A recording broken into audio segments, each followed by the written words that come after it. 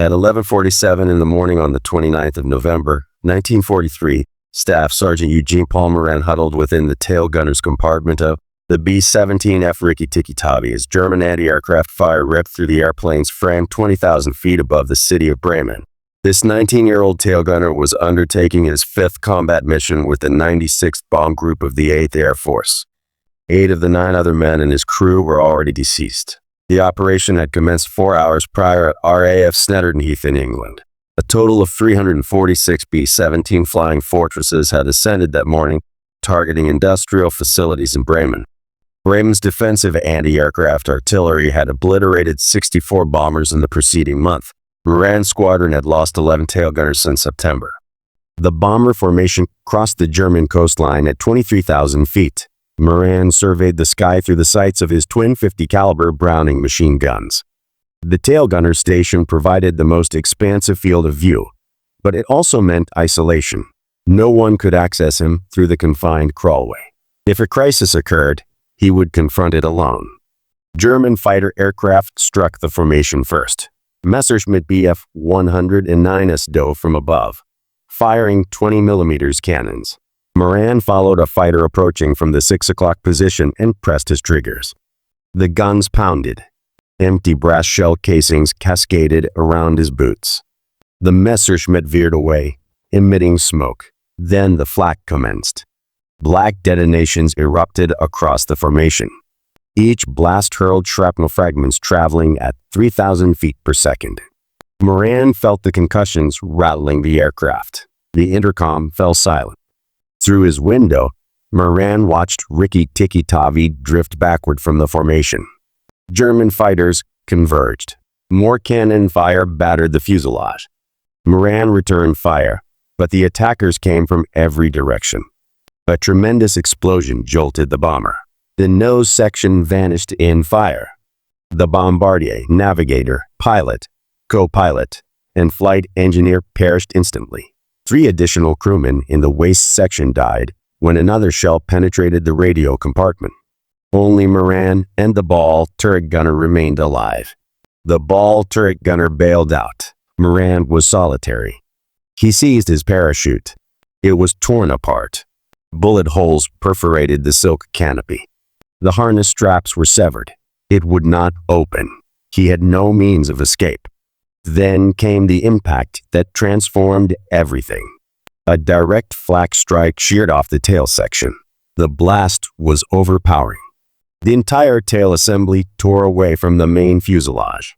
Moran felt a sudden jolt as gravity seized control. He was plummeting, still inside the tail section, 20,000 feet above Germany without a parachute. The tail did not plunge straight downward. The vertical and horizontal stabilizers functioned as airfoils. The section began to glide, rotating slowly. Moran clutched his gun handles. No manual addressed the procedure when your aircraft splits in two. Through his window, he observed German fighters circling. They presumed everyone was dead, but Moran was alive and his guns remained operational. He aimed at a Messerschmitt that swooped nearby. He fired. Tracer rounds curved across the sky. The German pilot banked away, astonished that the severed tail was returning fire. Moran continued firing. The tail section maintained its bizarre gliding descent, spinning gradually, sinking through the frigid German sky. German anti-aircraft crews on the ground observed the tail section falling. They opened fire. He was now under attack from fighters above and flak batteries below while descending inside a detached tail assembly. The altimeter remained functional. 19,000 feet. 18,000. The terrain accelerated upward.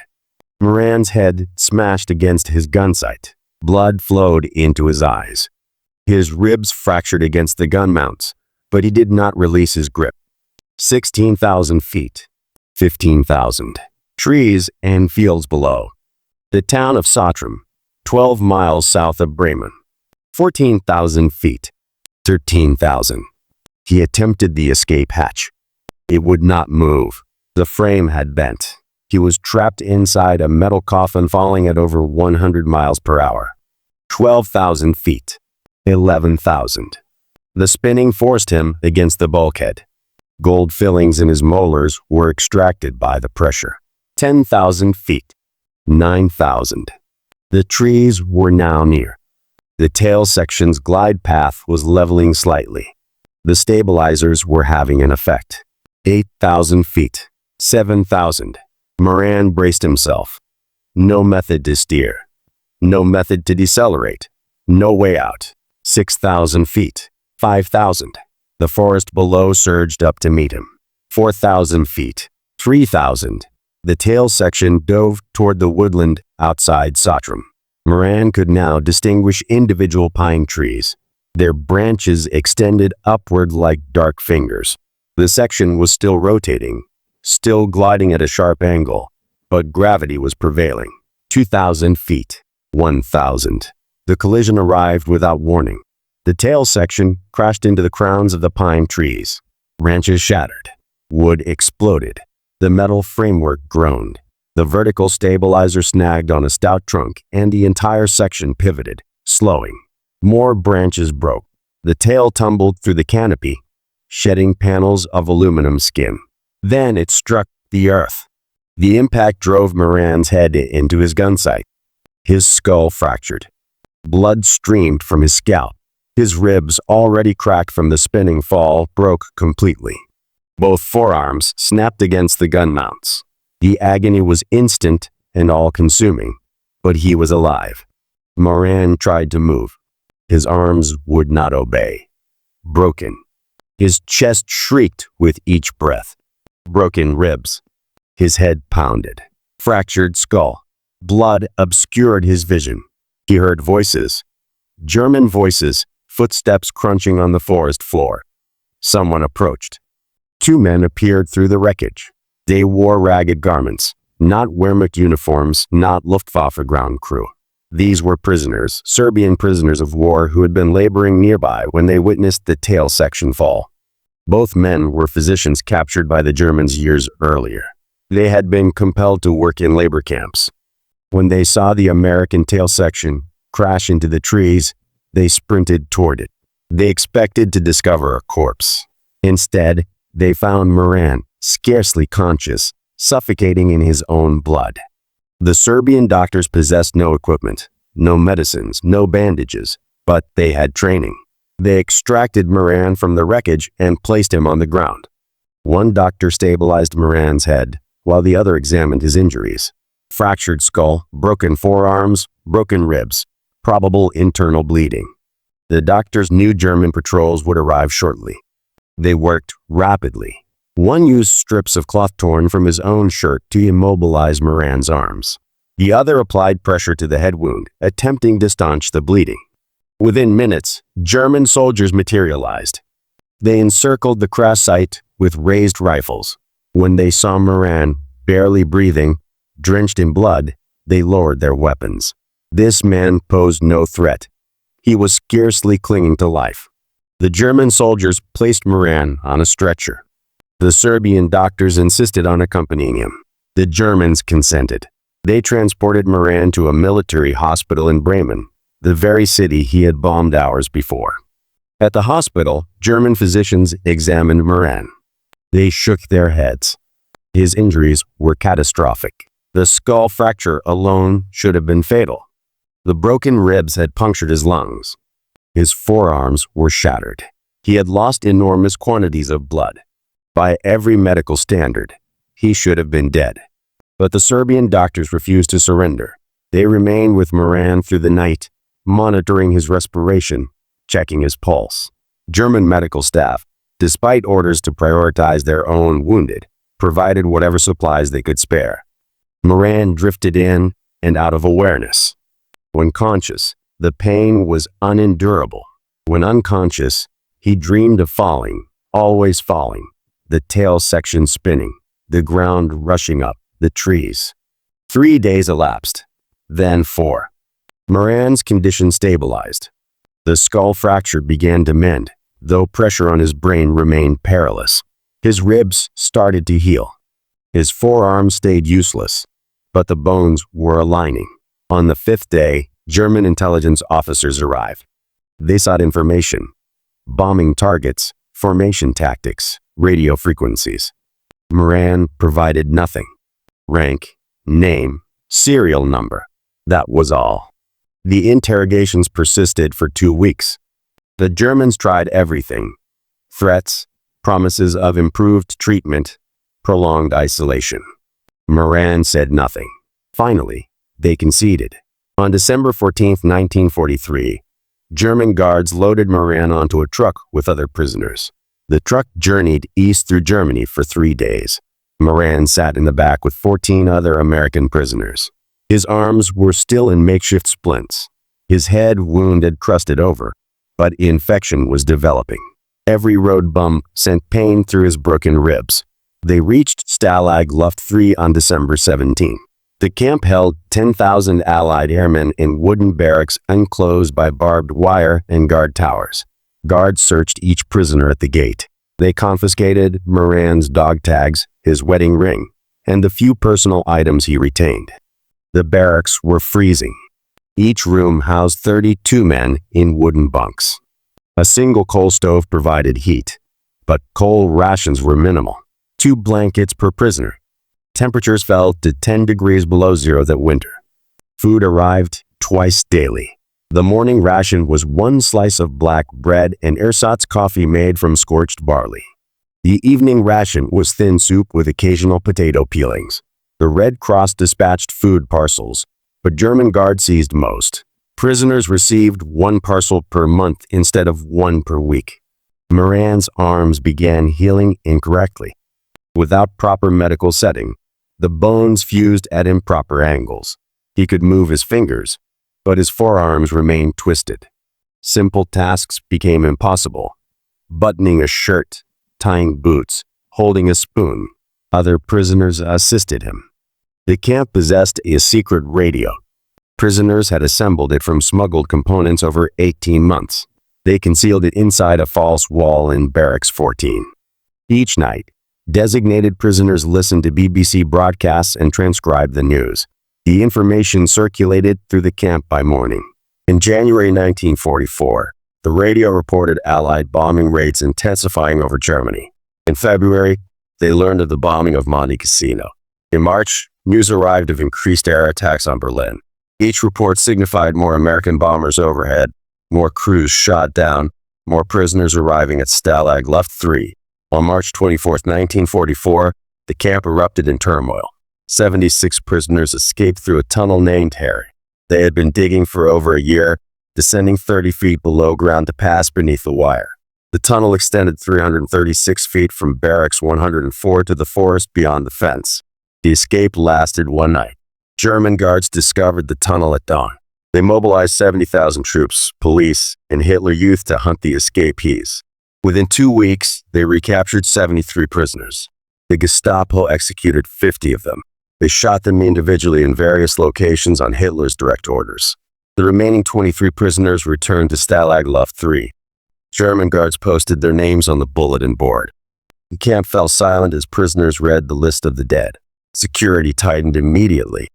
Guards increased roll calls from twice daily to 5 times. They prohibited all prisoner movement after dark. They searched every barracks weekly.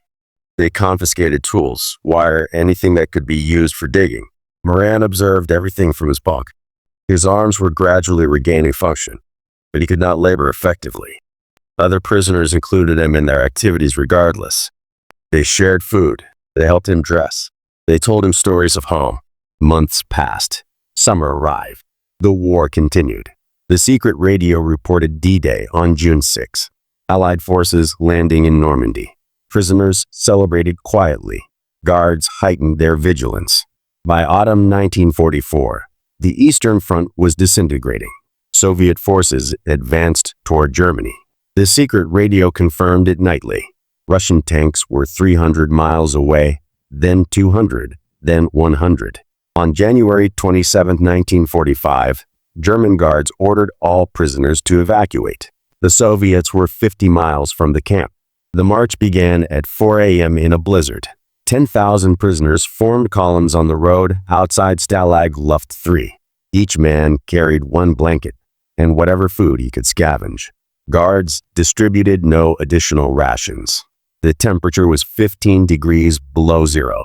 German guards told them they were marching west, away from the Soviet advance. They did not say how far. They did not specify their destination. They stated anyone falling behind would be shot. The column moved out at dawn.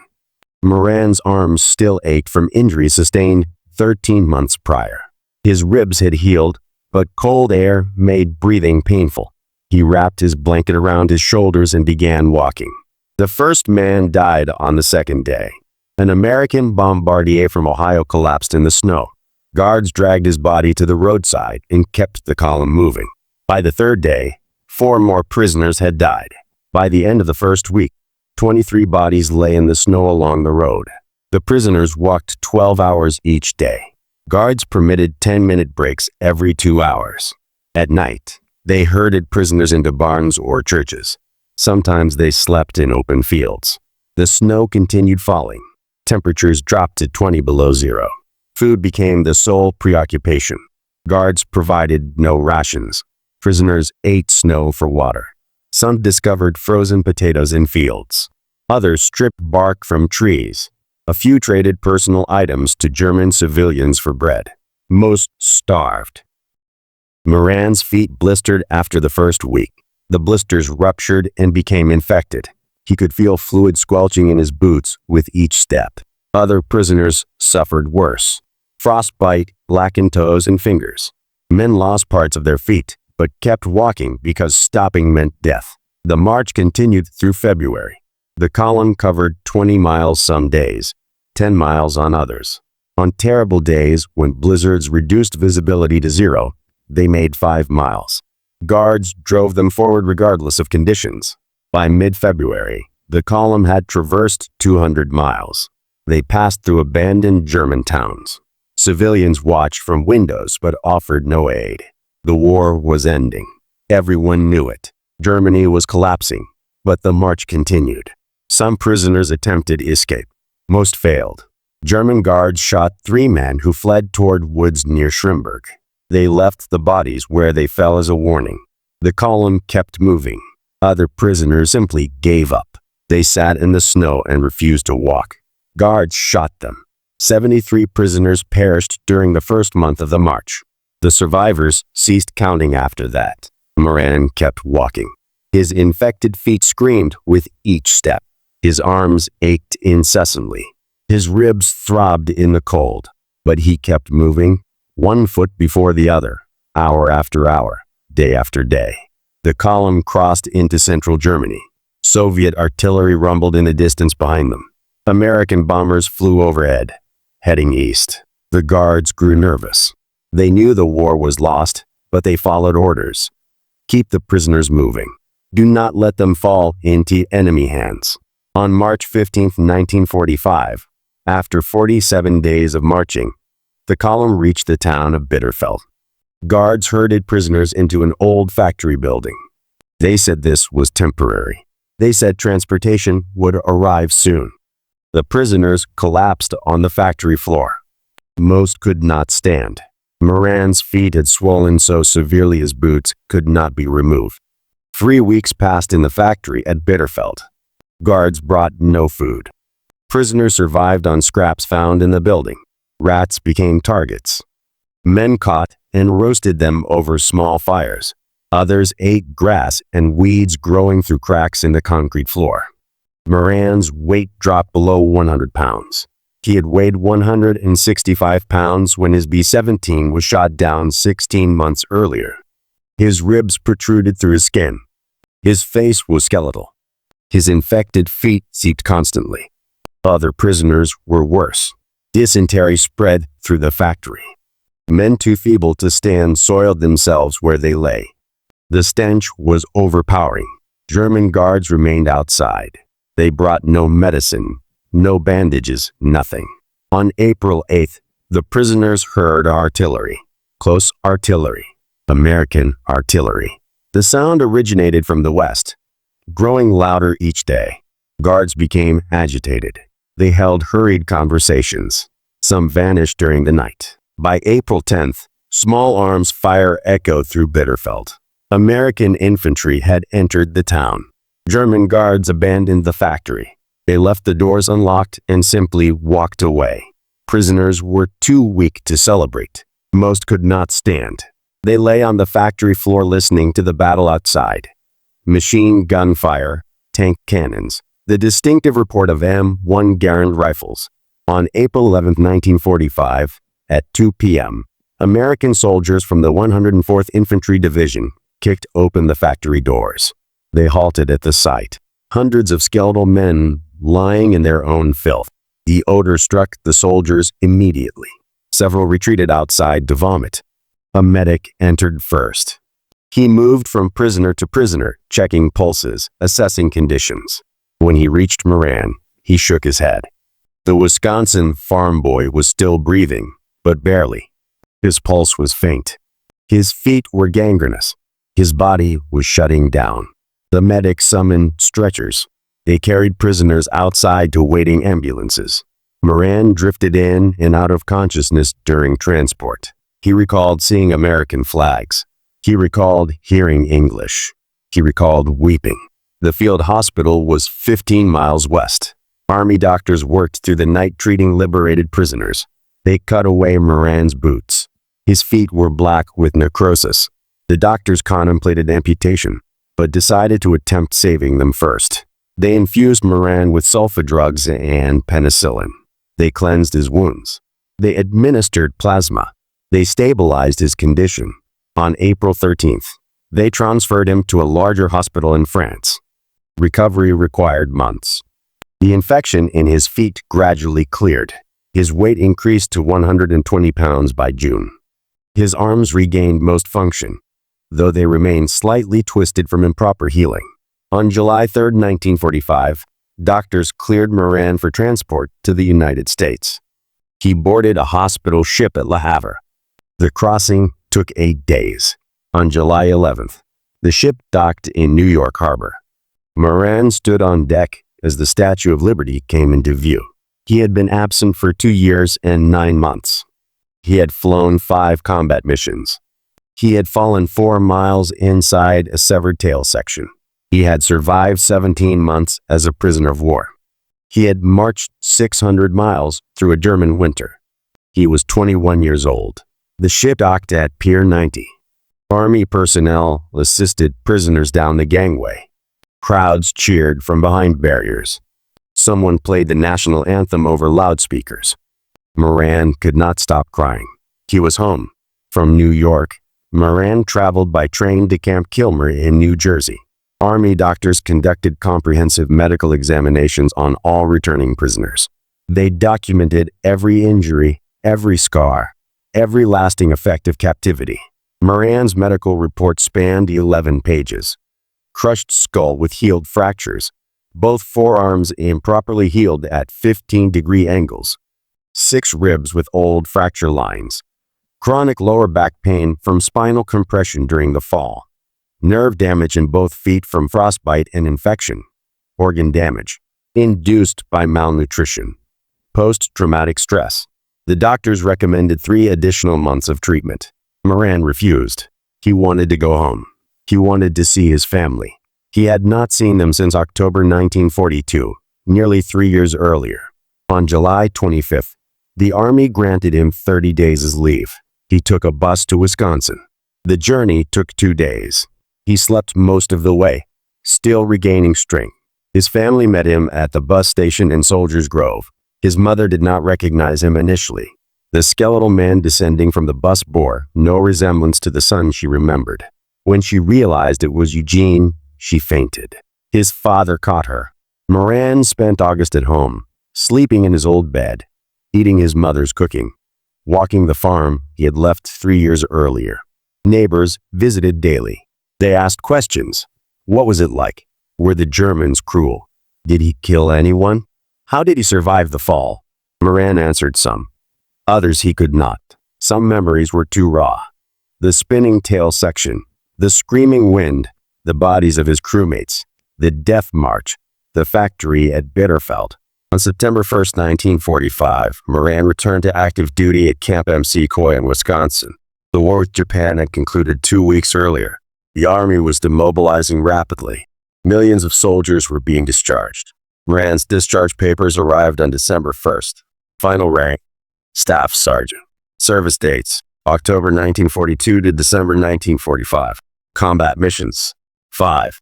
Status, honorably discharged. His medals arrived separately.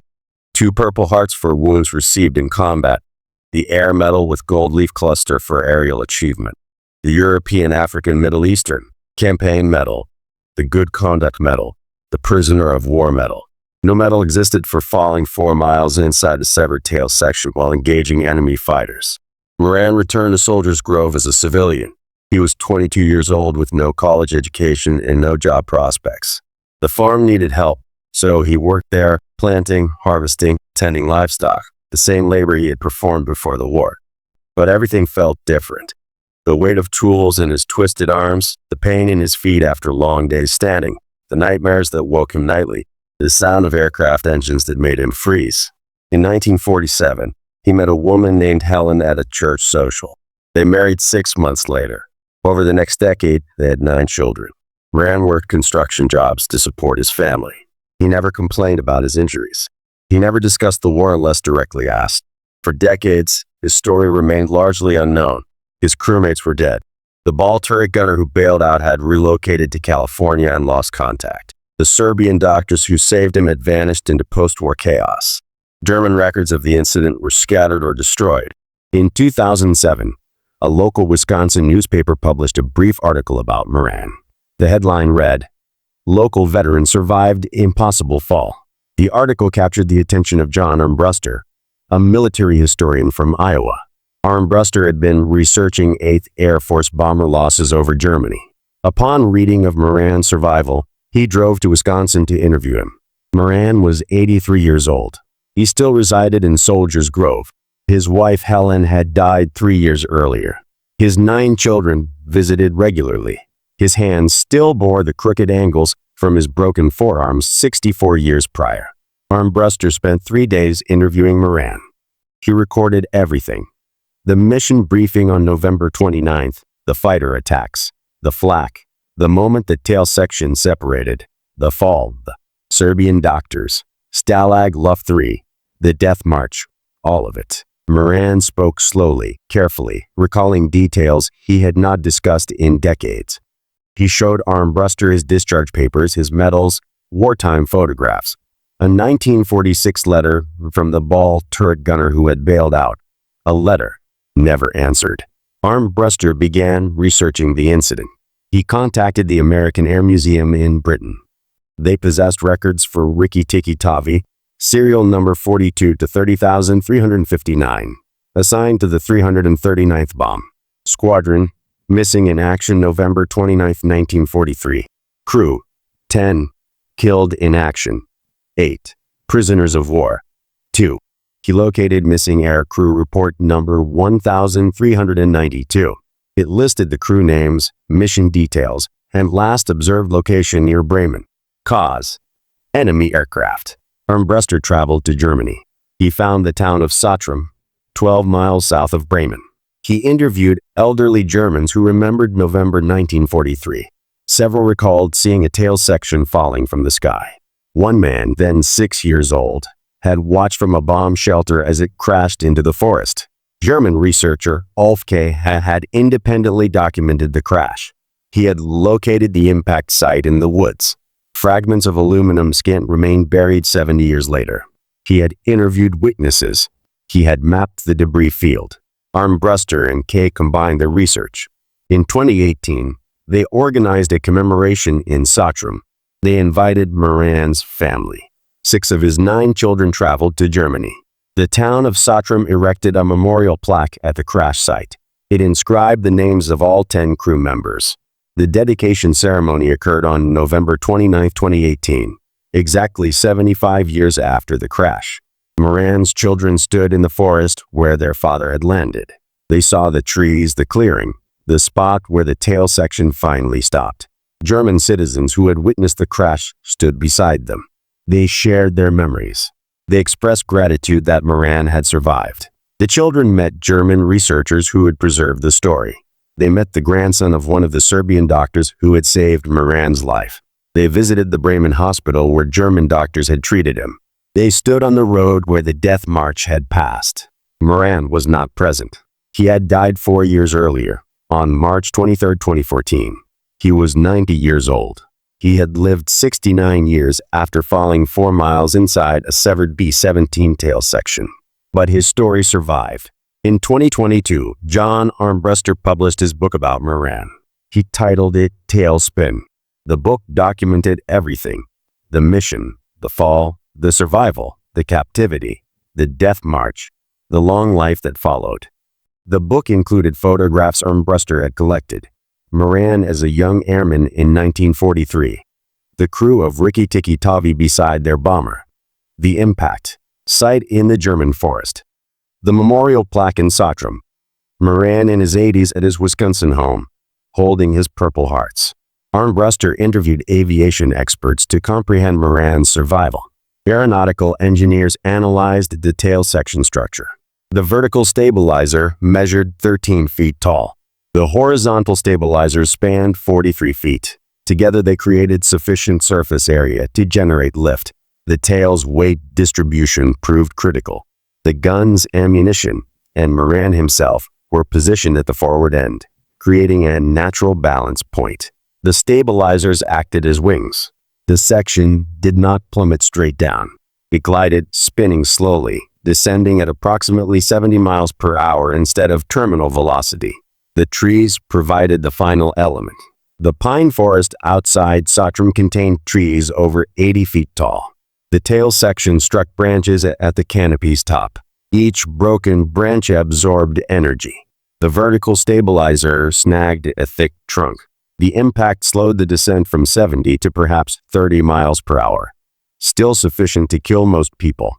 But the combination of factors afforded Moran a chance. Only 2 other documented cases exist of airmen surviving similar falls. British tail gunner Nicholas Alcomade fell 18,000 feet without a parachute in March 1944 and survived. American ball turret gunner Alan McGee fell 22,000 feet and crashed through a train station roof in January 1943 and survived. All 3 men shared common factors. They remained with wreckage that created drag. They struck objects that broke their fall. Trees for Alcomade and Moran. Glass roof for McGee. They were young and physically fit, and they were extraordinarily fortunate. Moran never considered himself lucky. He lost 8 crewmates on November 29, 1943. He endured 17 months as a prisoner of war. He suffered a 600-mile death march through a German winter. He carried physical and psychological scars for the remainder of his life. But he lived. He returned home. He married. He raised 9 children. He worked. He built a life. He lived to be 90 years old. On October 18, 2008, the town of Soldiers Grove dedicated a street in his honor. They named it Moran Way. Eugene attended the ceremony with his family. He was 84 years old. He stood beside the new street sign, smiling, surrounded by his children and grandchildren. Someone asked him how it felt to have a street named after him. He said it felt strange. He had only done what he had to do. Survive, come home, live his life. That was Eugene Paul Moran, a farm boy from Wisconsin who fell 4 miles and refused to die. This was just one of countless untold stories from the Second World War. Subscribe to War Legend Recorded Records as we continue to bring these forgotten chapters of history back to life.